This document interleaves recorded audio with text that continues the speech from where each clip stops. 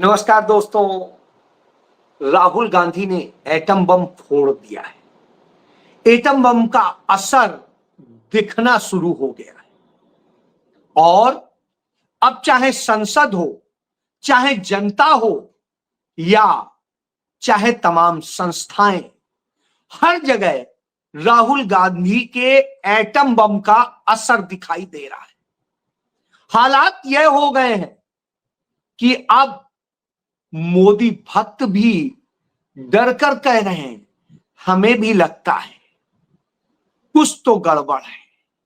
जी हां, आज यह स्थिति हो गई है और जब यह स्थिति हो गई हो तो तानाशाही से और डरा करके आवाज को बंद कराने की कोशिश संवैधानिक संस्थाएं कर रही हैं और जब वह यह करती है तो पूरा विपक्ष एक होके खड़ा हो जाता है।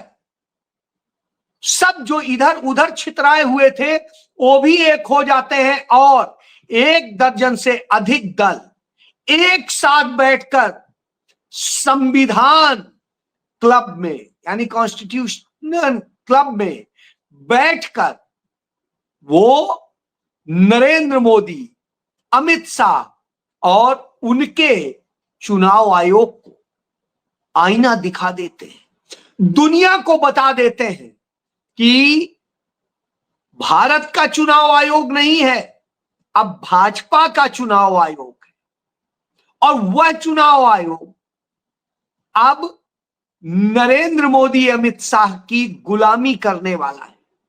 वह चुनाव आयोग झूठ बोलने वाला है और वह चुनाव आयोग नफरत फैलाने वाला है। वह चुनाव आयोग संविधान का कत्ल करने वाला है और वह चुनाव आयोग लोकतंत्र को छीनने वाला है। वह चुनाव आयोग नागरिकों को बेबस करके असहाय खड़ा कर देने वाला है। जी हां, राहुल गांधी के इस एटम बम का यह असर है। दूसरी तरफ बिहार में जिस तरह से राहुल गांधी के लिए जनता उमड़ रही है और राहुल गांधी जब जनता के लोगों से बात करते हैं, उनसे बात करते हैं जिनके वोट काटे गए, जबरन काटे गए, तो तमाम सच फर्स्ट हैंड सामने आ जाता है। चुनाव आयोग के लिए एक काले धब्बे की तरह से अब यह सब हो चला है। तो जब यह हो चला हो तो भाजपा के पास कोई जवाब नहीं होता है। तो भाजपा ही क्या करते हैं, भाजपा क्या करती है वह देख लीजिए। ये देखिए,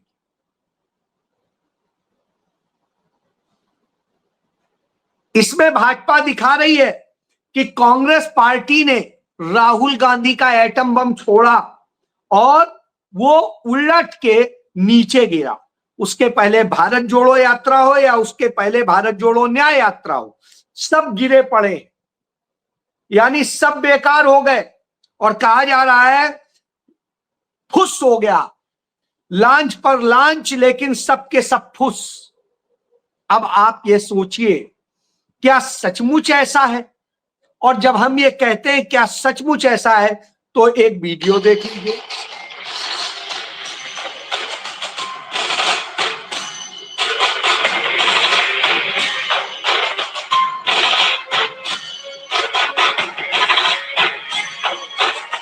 अब आप इससे समझ सकते हैं कि ये फुस हुआ है या नहीं हुआ है। दूसरा दिन है, ये दूसरे दिन की तस्वीर है, वीडियो है, सामने दिखेगा क्या फुस हुआ है और क्या नहीं। यह तो आपने एक चीज देखी। दूसरा सबसे महत्वपूर्ण यह था, जो देखने वाला था, कि संसद भवन परिसर में, संसद भवन में आज यह स्थिति थी। यह आप देखिए, और इलेक्शन कमीशन चोर है, इलेक्शन कमीशन वोट चोर है। और तीसरी तस्वीर देख लीजिए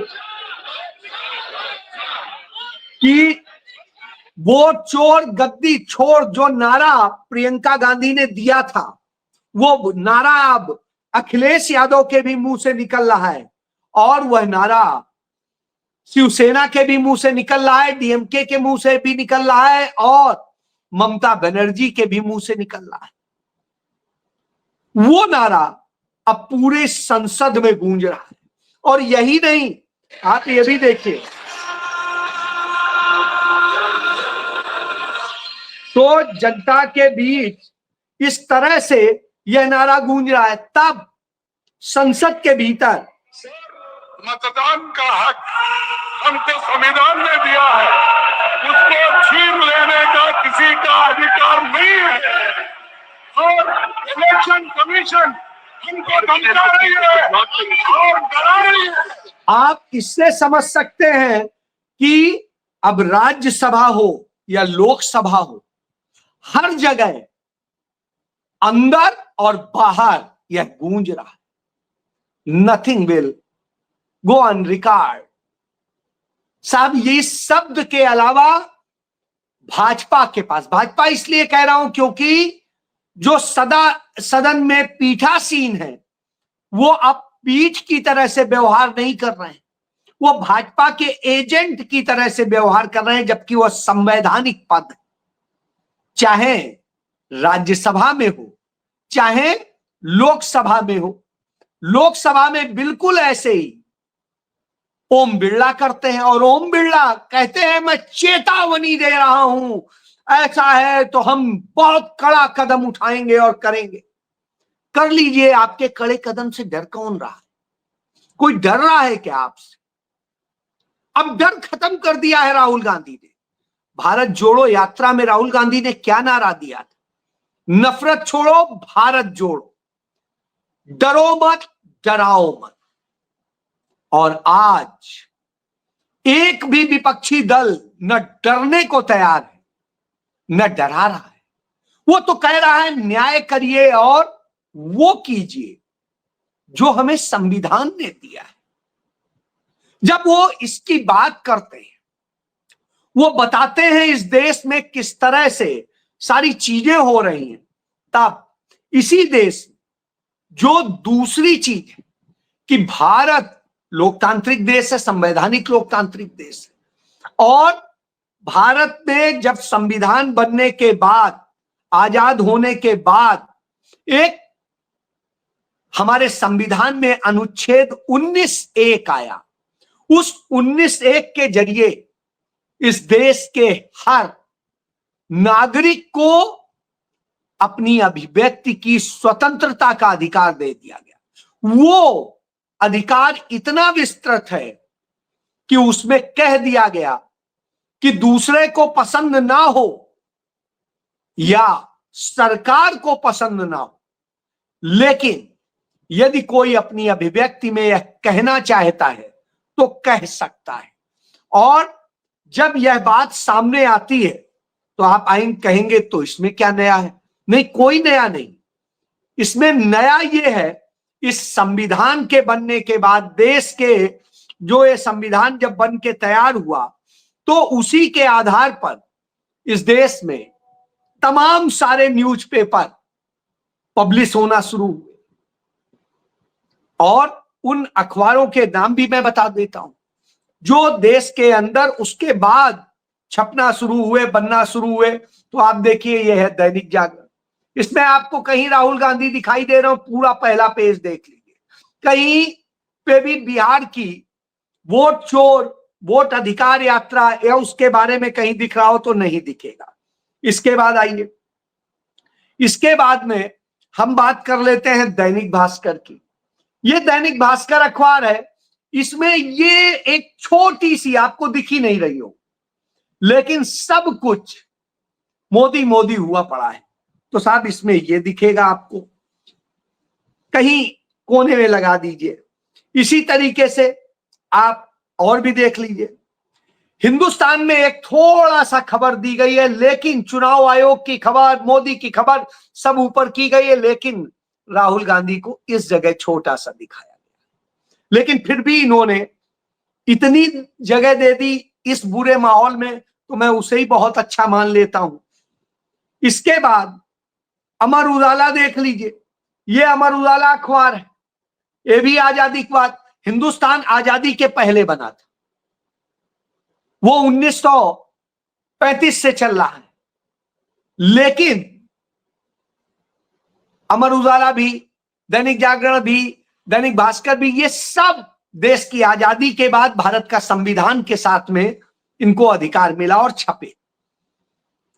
अब इसके बाद में अमर उजाला, मैंने आपको बताया, अमर उजाला में बड़ी छोटी सी खबर एक लगा दी है, बाकी ऐसे तान दिया है कि आपको दिखाई नहीं देगा। ये छोटी सी खबर है। अब आइए आप, चारों तरफ से मोदी, उपराष्ट्रपति, चुनाव आयोग, जैसा मैंने कल कहा था कि कल के अखबारों में यही सब जगह छाए होंगे और वही है। अब आप राजस्थान पत्रिका का राष्ट्रीय एडिशन देख लीजिए, इसमें भी पहले पेज पे है ही नहीं, छोटी सी ये लगाई है, ये देखिए, ये लगाई, आप देखिए, बाकी है ही नहीं, बाकी फालतू की खबरें हैं। उससे बड़ी खबरें दूसरी है कि मुफ्त की ट्रेनिंग देकर तैयार कर दिए 100 जवान। इसी तरह 78 साल बाद साउथ ब्लॉक में से शिफ्ट होगा पीएमओ। मतलब आप सोचिए, इस तरह की खबरें हैं, लेकिन ये नहीं है। अब नवभारत टाइम्स भी देख लीजिए, ये भी पुराना है, टाइम्स ऑफ इंडिया ग्रुप का अखबार है, इसमें भी कहीं आपको राहुल गांधी की खबर नहीं दिखाई देगी, है ही नहीं इसमें। अब आप सोचिए, एक छोटी सी फोटो लगाई है इस जगह, ये आप देखिए, वो आपको दिखेगी नहीं। तो यह हालत है। अब अभिव्यक्ति की स्वतंत्रता का अधिकार जिस कांग्रेस ने दिया, जिस पंडित जवाहरलाल नेहरू ने दिया, उन्हीं के लोगों की पार्टी जो चुनाव आयोग में रजिस्टर होने से पैदा नहीं हुई, जो देश की आजादी की ही नहीं, आजादी की लड़ाई से पहले पार्टी बनी और देश को एक अच्छा शासन देने के नाम पे बनी थी, जो बाद में स्वराज और फिर डोमिनियन स्टेट और फिर पूर्ण स्वराज की मांग के साथ देश को आजाद करा के लाई। उस पार्टी के इस बड़े कार्यक्रम को भी कवर नहीं किया जा रहा है। और यह ऐसा नहीं है, ये मैंने आपको हिंदी के अखबार दिखाए, अंग्रेजी के भी अखबार देखेंगे तो कमोबेश उनकी भी हालत ये है।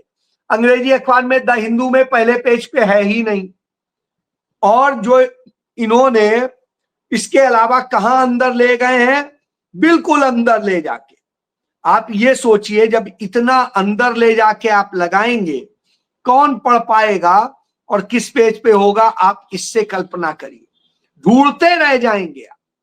मैं खुद आपको बता रहा हूं कि जिस तरह की स्थितियां हैं, तो यह स्थिति है। इसके बाद आप इंग्लिश में देखिए, इंडियन एक्सप्रेस में, इंडियन एक्सप्रेस ने जरूर इसमें न्याय किया है, उसने ठीक लगाई है, और सबसे ज्यादा जो न्याय किया है वो किया है टेलीग्राफ ने, इसके अलावा किसी ने। हिंदुस्तान टाइम्स, हालांकि यह भी अखबार हिंदुस्तान का ही वो है, और इसकी यह स्थिति है, आप देखिए, पहला एक पेज बनाया, इसमें कहीं नहीं है, और इसके बाद दूसरा हिंदुस्तान ने अपना पेज बनाया, उसमें भी नहीं है। यानी पहले, दूसरे पेज में, तीसरे पेज में कहीं नहीं है, चौथे पेज में। इसके बाद आप देख लीजिए ट्रिब्यून, ये भी आजादी के पहले का है, लेकिन इसमें भी लगाई है और ऊपर दी है, कम से कम इतना किया। लेकिन चुनाव आयोग को उन्होंने कितने कॉलम कर दिया, 1 2 3 4 5, और राहुल गांधी को 3 कॉलम। यह स्थिति है, और यह आजादी की लड़ाई वाला अखबार है। जैसे हिंदुस्तान टाइम्स है, आजादी की लड़ाई लड़ी, और इसे महात्मा गांधी ने बनाया था, मदन मोहन मालवीय ने बनाया था। उस अखबार की हालत है हिंदुस्तान और हिंदुस्तान टाइम्स।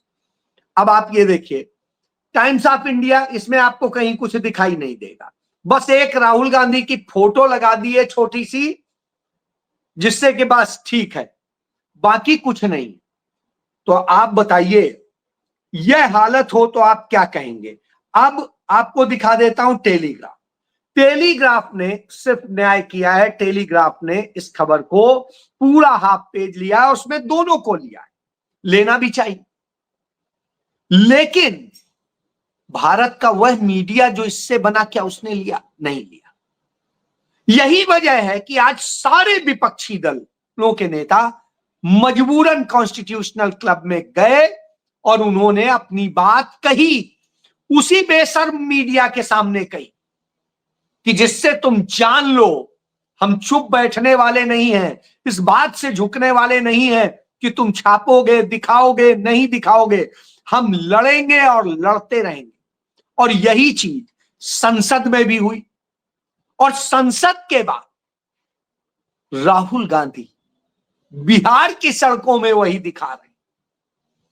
तो जब चाहूं और यह दिख रहा हो तो इनकी घबराहट दिखती है। रीढ़ विहीन नरेंद्र मोदी ने जो काम किया है उसने यह किया है कि इस देश को एक रीढ़ विहीन मीडिया दे दिया। ऐसा मीडिया जो आपका नहीं है असल, जो सिर्फ पूंजीपतियों के लिए काम करता है, सरकार के लिए काम करता है। ऐसी संवैधानिक संस्थाएं दे दी हैं जो आपके लिए काम नहीं करती, वो सत्ता के चारण में व्यस्त रहती हैं। और इसी तरीके से तमाम जब वो आते हैं तब न्याय के लिए देश के सभी दल एकजुट होकर के जब खड़े हो जाते हैं तो ये सरकार घबराने लगती है। तो वही घबराहट लगातार दिखाई दे रही। और इस घबराहट को आप ये समझ सकते हैं कि जितना डरे हुए हैं वह बता रहा है कि अब भाजपा के पास कुछ रह नहीं गया है। द हिंदू अखबार ने जो सर्वे किया उस सर्वे में साफ साफ आ गया कि मोदी सरकार चोरी की सरकार है। और यह बात अब उनके लोग भी मानने लगे हैं, देश भर में मान रहे हैं। तो वह भी आपको दिखा देता हूं, आप देख लें, क्योंकि जिससे ये ना रहे कि हमने नहीं दिखाया ये। और इस सर्वे में CSDS है जो सरकार के पैसे से चलता है, वह भी इसको बता रहा है। यानी इसमें जिस तरीके से सारी चीजें सामने आ रही हैं वह बता रही हैं कि अब सरकार के लिए बड़ा कठिन समय है। और उन्होंने आंकड़ों समेत सारा बताया, तमाम राज्यों का बताया। तो जब इतने सच सामने आ रहे हैं, नरेंद्र मोदी किस तरह से मुंह दिखाएंगे? घबराए हुए, डरे हुए दिखते हैं। और इसके साथ एक और चीज दिख जाती है, भारत में भाजपा जिसे उपराष्ट्रपति पद का कैंडिडेट बनाती है, वह शख्स उस संवैधानिक पद का कैंडिडेट है। और वो नरेंद्र मोदी, अमित शाह, JP नड्डा और इनके लिए जिस तरह के वर्ड इस्तेमाल करता है कि यानी रीढ़ विहीन झुका हुआ पड़ा राष्ट्रपति होगा, इसका संकेत ये भारत के इतिहास में कलंकित करने वाला है जिस तरह की स्थिति आई है सामने। तो यह बता रहा है। अभी ज्वाइंट स्टेटमेंट जारी किया है सभी दलों ने, और उसमें जिन दलों के सिग्नेचर हैं ये सारे। अब आप ये समझ लीजिए, अभी तो ये है, आगे इसके बाद यदि यही हाल रहे तो महाभियोग का प्रस्ताव भी आ सकता है चुनाव आयोग के खिलाफ। भले ही वो चले या न चले, लेकिन उसके जरिए इस बात की चर्चा हो जाएगी, भारत के इतिहास में पहली बार यह आ जाएगा कि भारत का चुनाव आयोग चोर है। और वह चर्चा भाजपा को डरा रही है, चुनाव आयोग। तो यह कलंकित करने वाला ज्ञानेश कुमार गुप्ते आज देश के लिए शर्म बन गया है। शर्म बन गया है चुनाव आयोग भारत के लिए, भारत की संवैधानिक लोकतंत्र के लिए। और शर्म बन गई है नरेंद्र मोदी की सरकार इस देश के, इस व्यवस्था के लिए। इसलिए हमें आपको सोचना होगा कि इस देश को जिसे एक सम्मानजनक स्थिति में हमने बनाया था, आज वह उस शर्मनाक स्थिति में आ गया है। पहली बार भारत के इतिहास में सभी दलों के लोगों ने एक साथ इस तरह से चुनाव आयोग को कटघरे में खड़ा किया है। सत्ता पक्ष भी कर रहा है, अनुराग ठाकुर ने भी चुनाव आयोग को किया कटघरे में। और वहां असीम अरुण ने भी कर, क्योंकि उन्होंने भी चुनाव में ही गड़बड़ी की बात की, वोटर लिस्ट की बात की, वो तो चुनाव आयोग ही कर। यानी अब 100% साफ है कि भारत का चुनाव आयोग चोर है, और वो टीएनसीएसन वाला वह चुनाव आयोग नहीं है जो यह दम से कहता था हम भारत सरकार के चुनाव आयोग नहीं है, हम भारत के चुनाव आयोग हैं। जी हां, यही बनना था, लेकिन बन गया भाजपा का चुनाव आयोग। जी जय।